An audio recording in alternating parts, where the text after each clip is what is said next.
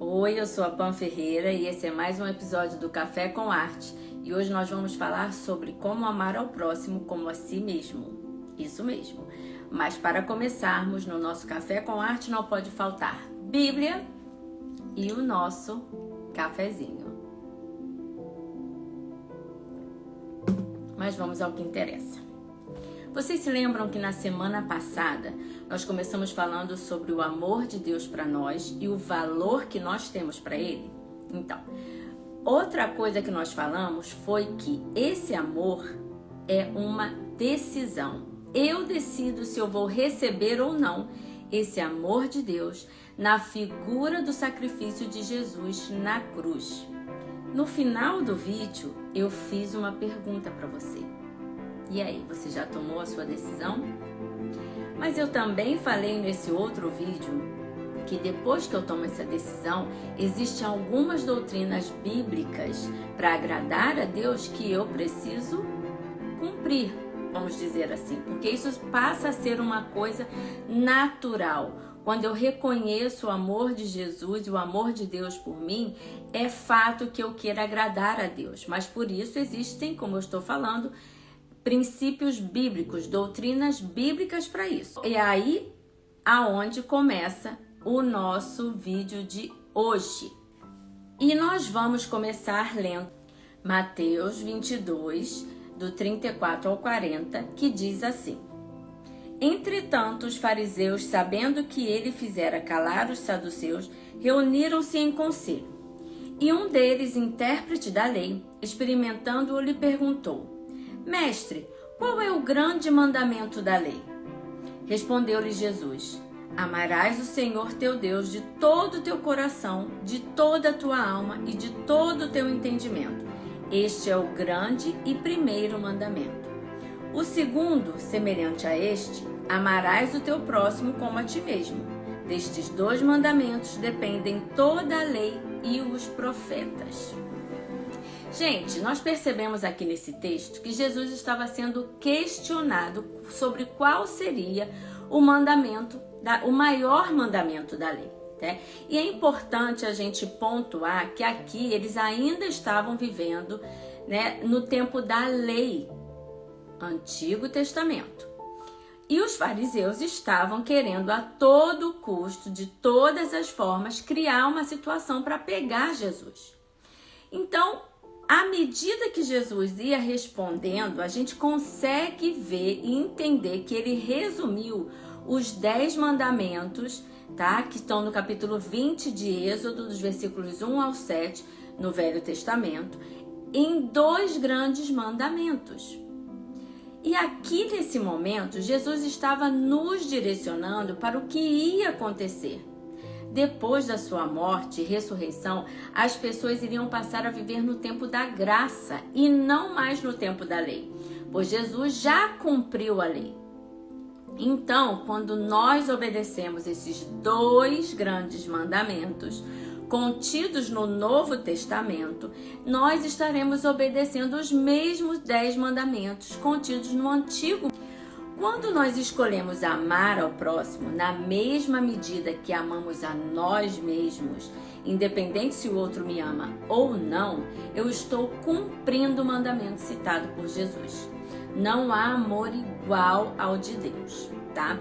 Ele nos amou primeiro, sendo nós ainda pecadores e inimigos dele. Apenas o amor de Deus é capaz de transformar e mudar completamente a vida de uma pessoa. Esse princípio se repete em outros textos bíblicos. Depois você pode procurar aí. Isso quer dizer que isso é uma coisa muito importante para Deus. É necessário que a gente entenda sobre esse assunto, tá? Agora, voltando um pouquinho ao vídeo passado, vocês se lembram que um dos tipos de amor que nós falamos foi o amor filáutia.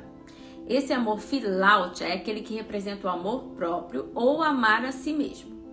Então, eu falei também que existem pessoas, e eu vou acrescentar aqui cristãos, tá? Que levam uma vida inteira para conhecer esse tipo de amor. E aí você me pergunta, Pamela, como então que eu posso amar uma pessoa, amar o meu próximo, se eu não amo a mim mesmo? Como é possível expressar algo que eu não faço por mim mesmo ou que eu não conheço? Para entendermos e colocarmos em prática o amor ao próximo, é necessário primeiro entender e silenciar o que faz com que nós não nos amemos ou amemos menos, ok? Ok, Pamela. Para quem conhece a palavra de Deus, talvez isso seja mais fácil. Mas e para quem não conhece? Para quem está chegando aqui agora? Para quem é um novo convertido, como nós costumamos dizer? Eu procurei uma forma para ficar fácil para você entender, tá? E eu vou utilizar um livro bem conhecido para ilustrar algumas coisas que eu vou estar falando aqui. Então vamos lá. Quem aqui já leu o livro Pequeno Príncipe? É um dos livros mais conhecidos e mais lidos de todos os tempos. Eu li quando ainda era mais jovem. Então, esse livro é o que nós vamos utilizar hoje para você que não tem o conhecimento da palavra de Deus, para que você entenda algumas coisas bem específicas que estão dentro da palavra, que são necessárias que nós tenhamos o conhecimento para poder entender, aceitar e expressar esse amor, tá? Esse amor de amar ao próximo como a mim mesmo, tá bom? Então, olha só. Esse livro, embora ele seja um livro considerado infantil por conta da narrativa que existe nele, ele trata de muitos temas profundos como o sentido da vida, o amor, a amizade, a solidão, a perda. Mas a grande sacada desse livro é que ele nos transporta para um mundo cheio de essência, ligados à sabedoria. Quem melhor do que o próprio Deus para nos ensinar sobre sabedoria? Imagens e situações que exemplificam as nossas dificuldades e a forma, muitas vezes vergonhosa, que nós nos comportamos. Mas por que a vida, em essência, assim como o Evangelho de Cristo, não é tão complicada como parece? Nós é que complicamos tudo. Mas essa história inocente nos mostra um paralelo à nossa realidade, que tem a ver com a nossa verdadeira essência, tá? Aquela que todos nós possuímos. Ela nos ensina e nos traz uma reflexão profunda sobre a condição da natureza humana. E baseado nisso, eu separei alguns ensinamentos contidos nesse livro, como eu já expliquei, que vão nos ajudar na nossa jornada do conhecimento do amor de Deus. A primeira coisa que nós vamos falar é algo que é uma das reflexões mais conhecidas desse livro. O essencial é invisível aos olhos. E no mundo em que estamos vivendo hoje, você vai ter que concordar comigo. Se não quiser concordar, tudo bem também. Ela faz cada dia mais sentido para nós. Nós vivemos superficialmente, apegados ao materialismo, à competitividade, às aparências. E isso nos faz refletir que para Deus, para o invisível, nós somos muito mais do que podemos ver. Deus nos criou, você e eu, à sua imagem e semelhança.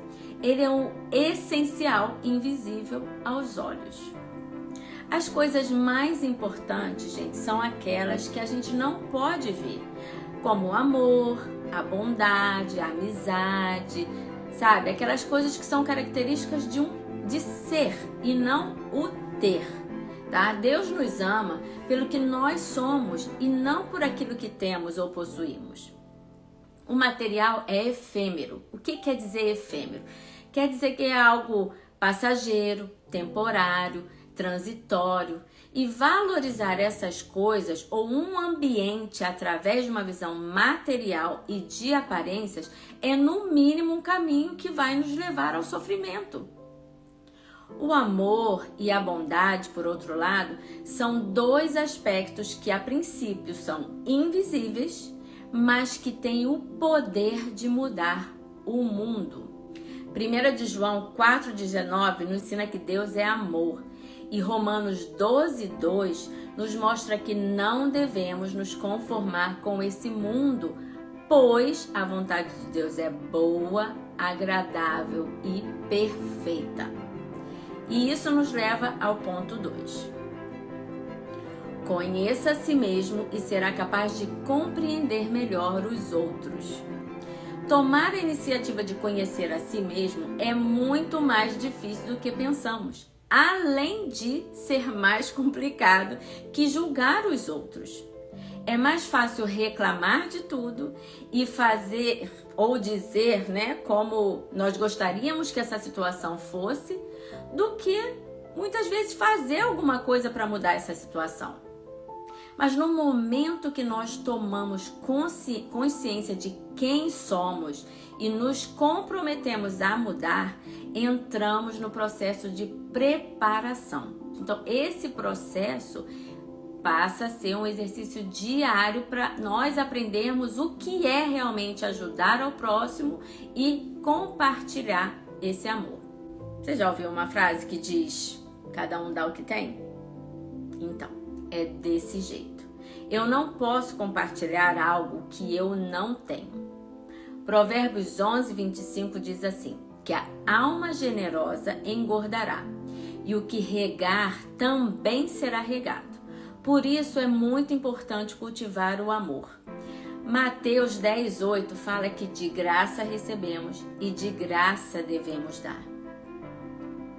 Quando nós nos aprofundamos e começamos a compreender a nós mesmos, viramos a chavinha que abre entendimento em relação aos outros. E aí vamos para o terceiro ponto. Amar não é apenas um olhar para o outro, e sim olharem na mesma direção. Amor é um sentimento praticado a dois.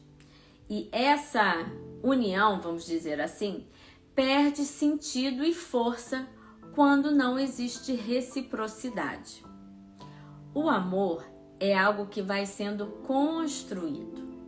É um relacionamento baseado na confiança e em um exercício diário. Adão e Eva, quando comeram do fruto da árvore proibida, ou seja, da árvore do conhecimento, como a palavra nos ensina, eles perderam, ou melhor, eles abriram mão desse relacionamento com Deus, porque eles tomaram a decisão de fazer algo que não poderiam. Então, o que aconteceu?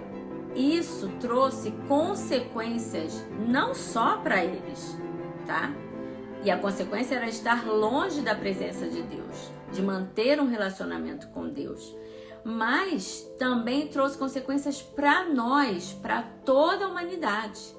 Todos nós sofremos as consequências dos atos de Adão e Eva de estarem longe da presença de Deus. Até que Deus enviou o seu único filho como um sacrifício vivo para morrer por nós e definitivamente resgatar esse relacionamento. Nós somos a noiva e ele anseia por nós. Quarto ponto. Sejamos como crianças. É necessário mantermos os sonhos e a inocência ativados apesar das experiências negativas.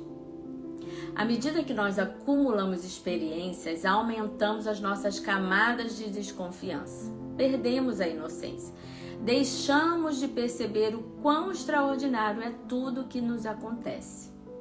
1 Tessalonicenses 5,18 diz que em tudo temos que dar graças, ou seja, agradecer, pois essa é a vontade de Deus para nós. É inevitável que sintamos dor, que fiquemos angustiados nas situações difíceis que nós passamos. Isso faz parte de um crescimento, faz parte de um amadurecimento. João 16, 33, Jesus nos exorta, ou seja, Jesus nos anima, nos mostrando que apesar das aflições que teríamos no mundo, ele havia vencido o mundo e que a paz só encontraríamos nele. Mateus 18, 13, bastante versículo hoje, gente, nos adverte que se não nos convertermos e não nos tornarmos como crianças, de modo algum entraremos no reino dos céus. E isso nos leva ao ponto 5. Tenha coragem de buscar e conhecer a sua essência. Infelizmente, nós damos mais valor ao que temos do que ao que somos. Arriscar-se conhecer de forma profunda é essencial para encontrar-se com o seu verdadeiro eu. Normalmente, nós fazemos uma avaliação externa e permanecemos no preconceito, seja em relação a nós ou ao próximo. Mateus 7,2 diz que com o critério que julgarmos, seremos julgados. E que com a medida que medirmos, também seremos medidos. Só podemos alcançar o amor se abrirmos a possibilidade de nos conhecermos verdadeiramente. E o mais importante desse processo é nos aceitarmos e nos amarmos do jeitinho que nós somos. Só assim vai ser possível você amar ao próximo. E essa história do Pequeno Príncipe, que a princípio é um livro para crianças, tem diversos ensinamentos que só um adulto ou uma pessoa madura podem entender. A palavra de Deus está cheia de ensinamentos que nos levam a conhecer verdadeiramente quem Ele é e quem nós somos. Ele te ama do jeitinho que você é, com suas qualidades e defeitos. A minha oração hoje é que você possa enxergar como Deus te enxerga. Pois, aos olhos do Pai, você é uma obra-prima que Ele planejou, com suas próprias mãos pintou. Você é linda, lindo demais, perfeita, perfeito aos olhos do Pai. Ninguém igual a você, não vi jamais. Te vejo no próximo episódio e se você é novo por aqui, se inscreve no canal e compartilha, porque essa mensagem pode transformar a vida de alguém. Beijo grande e até o nosso próximo episódio. Tchau, tchau.